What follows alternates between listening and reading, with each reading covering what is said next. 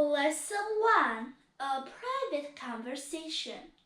Last week, I went to the theater. I had a very good seat. The play was very interesting. I did not enjoy it. A young man and a young woman were sitting behind me. They were talking loudly. I got very angry. I could not hear the actors. I turned around. I looked at the man and the woman angrily. They did not pay any attention. In the end, I could not bear it. I turned around again. I can't hear a word, I said angrily. It's none of your business, the young man said urgently. This is a private conversation. Lesson 2, breakfast or lunch. It was Sunday. I never get up early on Sundays. I sometimes stay in bed until lunchtime. Last Sunday, I got up very late. I looked out of the window. It was dark outside. What a day, I thought. It's raining again. Just then, the telephone rang. It was my Aunt Lucy. I've just arrived by train, she said. I'm coming to see you. But I'm still having breakfast, I said. What are you doing? She asked. I'm having breakfast, I repeated. Dear me, she said. Do you always get up so late? It's 1 o'clock. Lesson 3. Please send me a card. Postcards always spoil my holidays. Last summer, I went to Italy. I visit museums and sit in public gardens.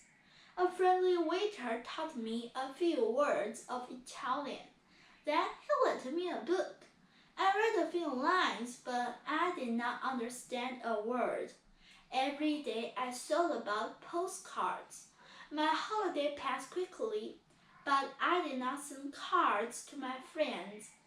On the last day, I made a big decision. I got up early and bought 37 cards.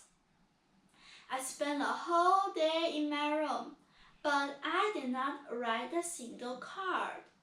Lesson 4. An exciting trip. I had just received a letter from my brother Tim. He is in Australia. He has been there for 6 months. Tim is an engineer. He is working for a big firm and he has already visited a great number of different places in Australia.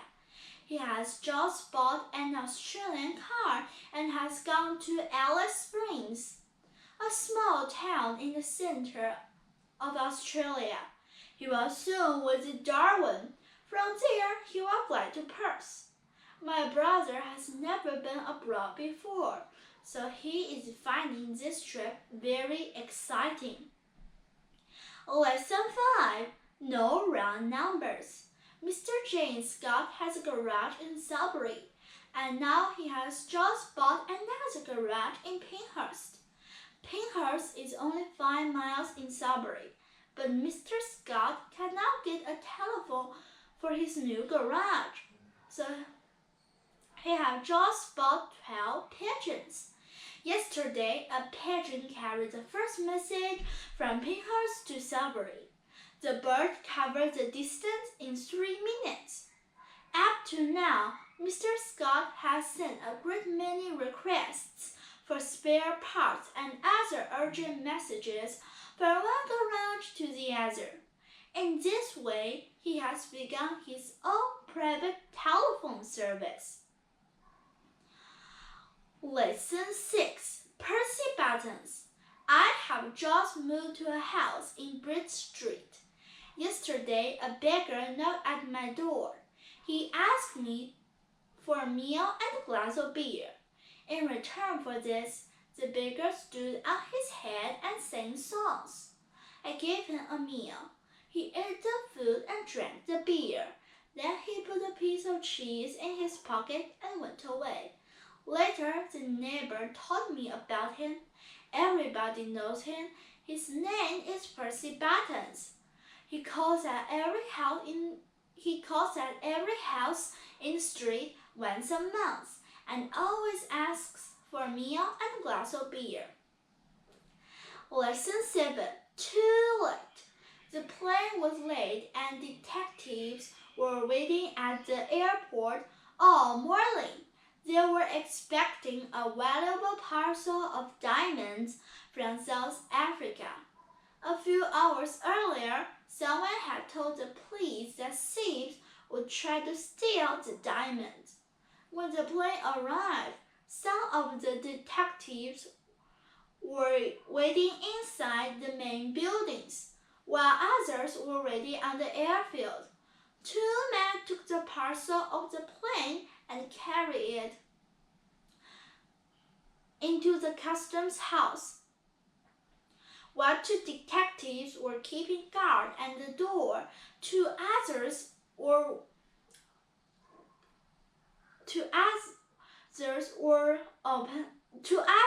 opened the parcel. To their surprise, the precious parcel was full of stone and sand. Lesson 8. The best and the worst. John Sanders had the most beautiful garden in our town. Nearly everybody enters for the nicest garden competition each year, but John wins every time. Bill's friend's garden is larger than John's.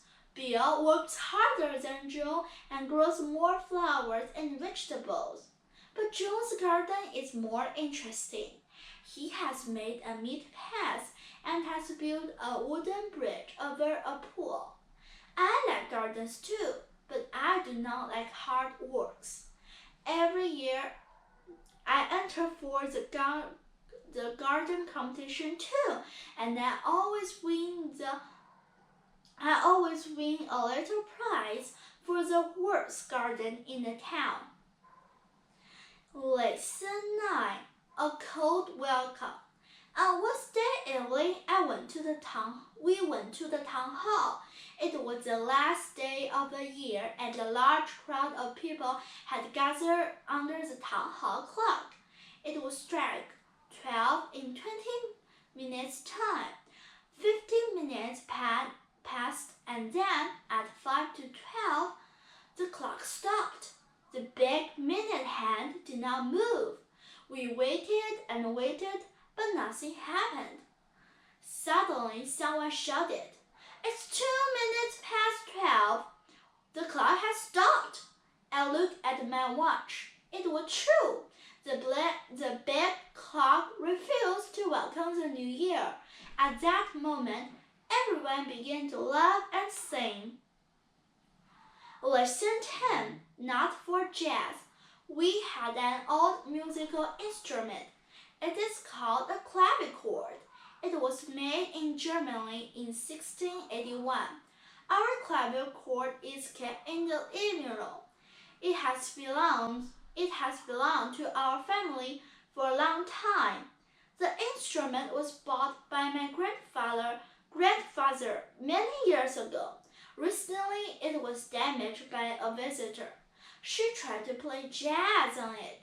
She struck the keys too hard and 2 of the strings were broken. My father was shocked. Now we are not allowed to touch it. It is being repaired by a friend of my father's. Lesson 11. One good turn deserves another. I was having dinner at a restaurant when Tony Steele came in. Tony worked in a lawyer's office years ago, but he is now working at a bank.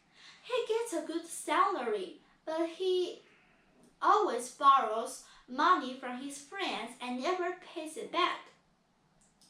Tony saw me and came and sat at the same table. He has never borrowed any money from me. While he was eating, I asked him to lend me 20 pounds. To my surprise, he gave me the money immediately. I have never borrowed any money from you, Tony said, so now you can pay for my dinner.